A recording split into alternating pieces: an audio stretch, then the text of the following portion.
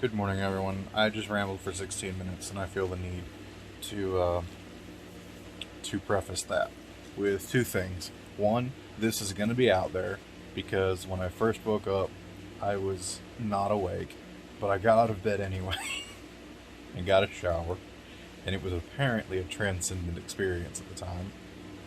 But the further I get away from it, the more it was just you were not awake. I'm recording this front cam, as you can't tell because I keep looking over there. And two, at about a minute and 50, I do slip a titty, but I don't feel like censoring it because it's only out for like a minute. And I was rambling while I was waiting on food, so I want to eat right now, and I'll have forgotten to do it later. I can 100% promise you. So just, ignore roughly this part of the screen for about a minute and a half until I address it. I will pull my arm up like this at one point, and then I will drop it. And you'll want to ignore. I forgot that I'm going to have to flip this because the front cam mirrors instead of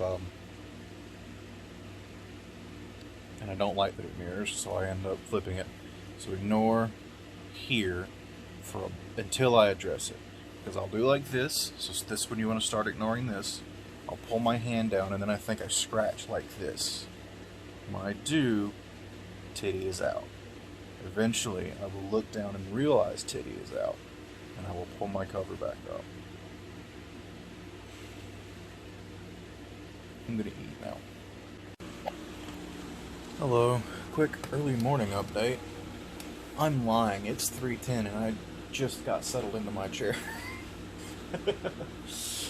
I slept hard again last night, but the reason I'm doing this now, before I forget about it, is I drug myself out of the bed pretty much immediately after waking up. And I don't think I've done that without impetus, meaning without having something urgent going on, whether it's my phone that woke me up or my mom come and got me for some reason. I don't think I've just done that since I worked. And it was reminiscent of those mornings where I would just go and half doze in the shower. But I straight up felt drunk in the shower. Like, without the indigestion and the room spinning, I very much had the woo. And it was kind of great because, again, all of the negative aspects gone, and just the nice. This shower's nice. This hot water feels great. I'm so genuinely happy right now to just be in this shower, enjoying the warm heat running down my head, fixing the kink in my shoulder where I've been laying on it wrong for at least 4 hours now. This is great. I could sit here forever. And then the hot water runs out and I have to get out really quickly. Yeah, though, that was interesting. And it was fun because I also had that little bit of a drunken panic of, sitting in there wondering, if this doesn't go away, there's something wrong. I kind of hope this goes away once I'm up and moving. And it did, so everything's fine.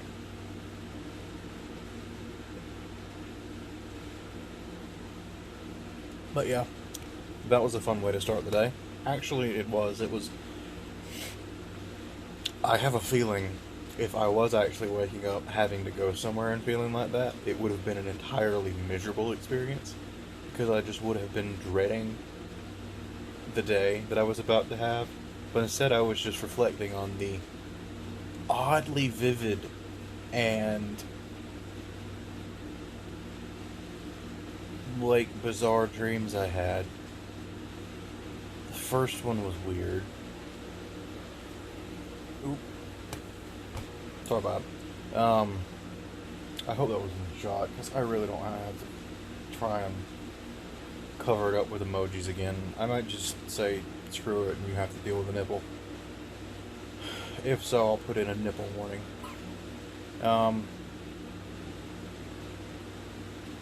The first one I was playing some sort of strange MMO.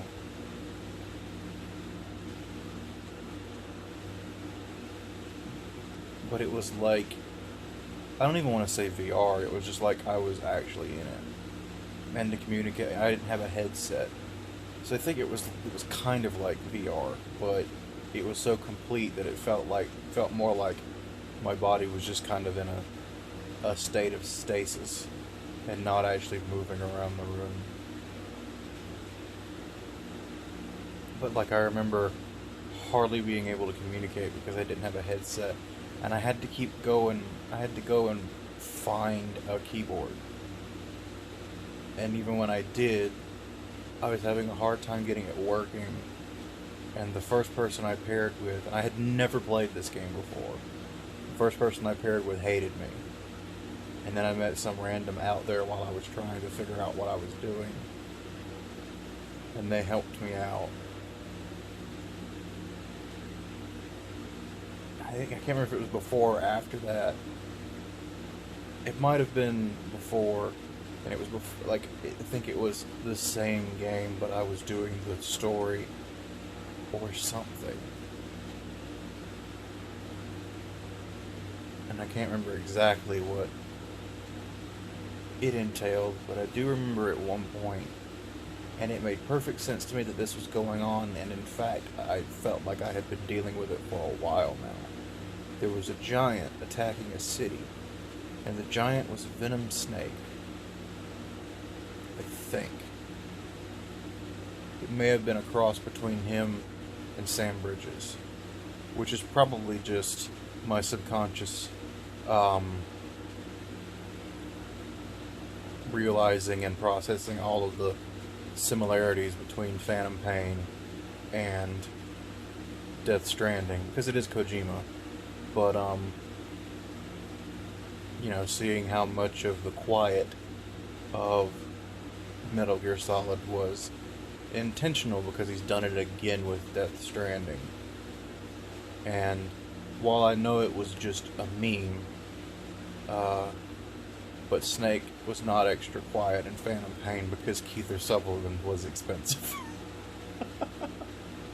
Again, I know that was just a meme, but it's becoming more and more obvious, and less, well, he ran out of time, or, no, I think he just intended for Snake to be this quiet in the field. Probably because, nope, not going to say anything, in case someone hasn't played Phantom Pain, because I had the twist ruined for me. In the comments of a music video. Fuck that guy. Anyway, and then after, like, as part of dealing with this giant Snake Bridges, we will call him, attacking this very specific part of Augusta that I've only seen like twice, when Dad was taking a shortcut to his work through like a weird industrial district. But again, I'd only ever seen like twice. Walked up a street and entered, like, it was some kind of racing, and I was driving the cars, but they were also quite obviously Hot Wheels cars, which harkens back to Ashen's Advent Calendar War with Dan Nerdcubed this year, where Ashen's had a Hot Wheels calendar, and Dan had a car calendar from a fancy-ish chain or store nearby. Anyway, and I think the racing was coming from me playing Mario Kart. I don't know why I'm just analyzing my dream now, but we're here. That's where we're at. That's what we're doing. All of these are realizations I'm making as I'm speaking about it. Here we go. I'm letting my food cool also. Anyway, I think that was for me playing a lot of Mario Kart Tour before I went to bed. Like, I was dozing off playing Mario Kart Tour, to the point where I was letting it auto through. some of the circuits because I've been very lazy about Mario Kart Tour this circuit. I did enough to get one draw. I didn't get anything out of the draw I wanted. I just kind of gave up on the circuit because I didn't see myself getting the gems for another draw.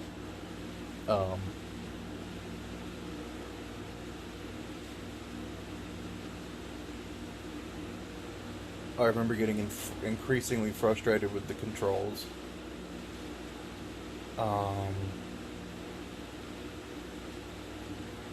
And there were these really short courses that you could finish a lap in like 10 seconds. So there was like 40 laps. And even though I was really good at these laps, I was still like 5th out of 30. And it was annoying. Yeah, and then after that was the MMO aspect. And then for some reason, we had to queue out of the MMO, which I've queued in an MMO before, but never out of one. Like, we had to go through, like, a debriefing of some kind. Either that, or you had to go to a specific place to play this MMO. Like, you couldn't just play it from home, which might be because of my thinking of, like, there are VR rooms that you can go play VR at, so that you don't have to buy a $3,000 computer and a $2,000 VR kit, and then also a game, and also have enough room at your house.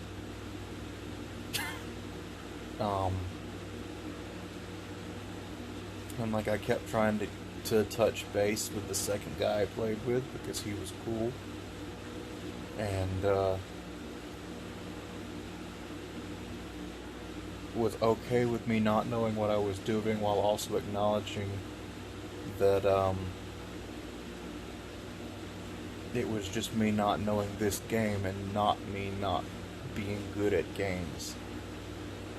How do I explain that better?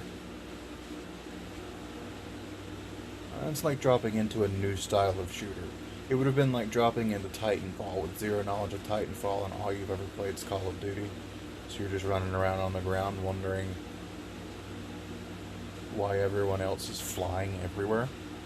And then you start to get it. So it was kind of like that.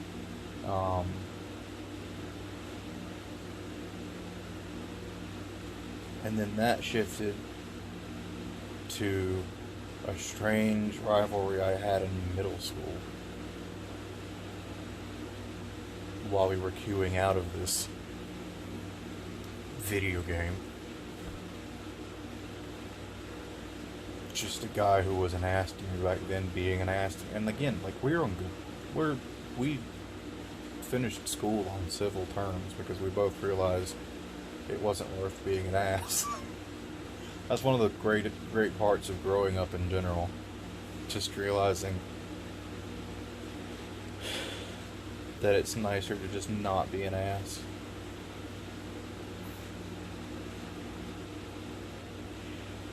And then that shifted drastically because I rolled over and it was between 9 and 10 and I'm not waking up. To me being Harry Potter, becoming the new headmaster of Hogwarts, like, literally 2 years after the series ended. Like, Harry took 1 year off. He was like, I'm gonna go be headmaster now. And everyone was fine with it. And Snape was not dead. Mostly because, like, I feel like it was all of this, but it was also very much just the first Harry Potter. As far as tone, the movie. Because the first 2 movies were directed by the guy that did Home Alone, I believe. The first 2 Home Alones.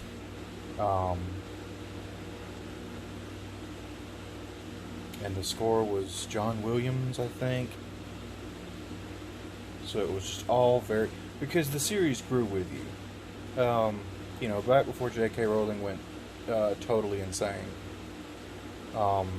She did manage to write a really good series of books that grew with its audience, in that you were kind of meant to read each of the books when you were of the age and mentality of Harry. So, I think he's 12 in the first one?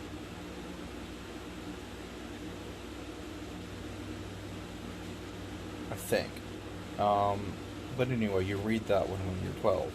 And as you grow, and it becomes, you know, the first one's like fun fantasy adventure story. The second one is dealing with being out of place. The third one is dealing with being targeted from outside of the school as well, with uncertainties of your own past. The fourth is being forced to play sports.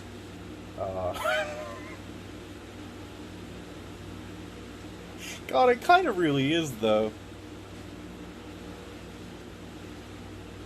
That and dealing with your friends being jealous of your success, or you dealing with being jealous of your friend's success, depending on which friend you are in the situation. Um,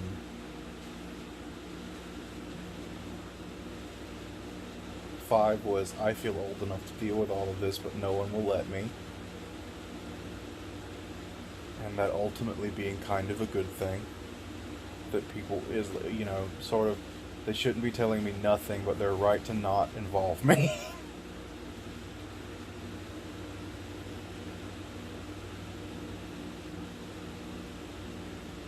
6th is like the hardcore puberty one. With a bit more of the, I'm being included now, and maybe I am too young for this crap.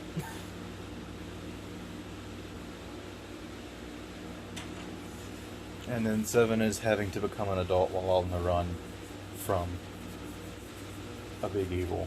Right, so 7 kind of jumps ship on the, but like you're definitely at the point where you appreciate that type of story then. And this has been my analysis of Harry Potter for some fucking reason. I'm gonna eat, and I'm gonna watch the new Unraveled, which I'm pretty sure isn't a joke. But it's something he's done a joke about before, which is finally ranking Pokemon on how edible they would be. Which I'm pretty sure has been suggested since like the 3rd episode of Unraveled, if not earlier. And he's made jokes about not doing it before in the show. In fact, it was, I think the biggest one was his Unraveled on the Perfect E3 conference. And the fake game that he was hyping in his fake E3 conference was the Unraveled episode where he finally does Pokemon edibility. So I'm gonna watch that while having lunch. That seems right. And then I'm gonna play Death Stranding. And then I'm gonna film a 5-minute insert at the end of the day saying that all I did was play Death Stranding. But hey, you got this, what are we at? You got this 15-minute rant that was basically just Nick's dream journal. So, there's that at least. Catch you later. Guess who put everything off to the end again? It's almost 11:30. I swear to God, it was like 10 minutes ago. But, that's fine. I rambled for 16 minutes about weird dreams, and all I've done the rest of the day is play more Death Stranding. So, yeah. I have to get this together and start uploading it now. It's a good thing I decided I didn't want to have to deal with Nipple, because it's not going to be today. It's not technically going to be on time. But, oh well. See you all tomorrow.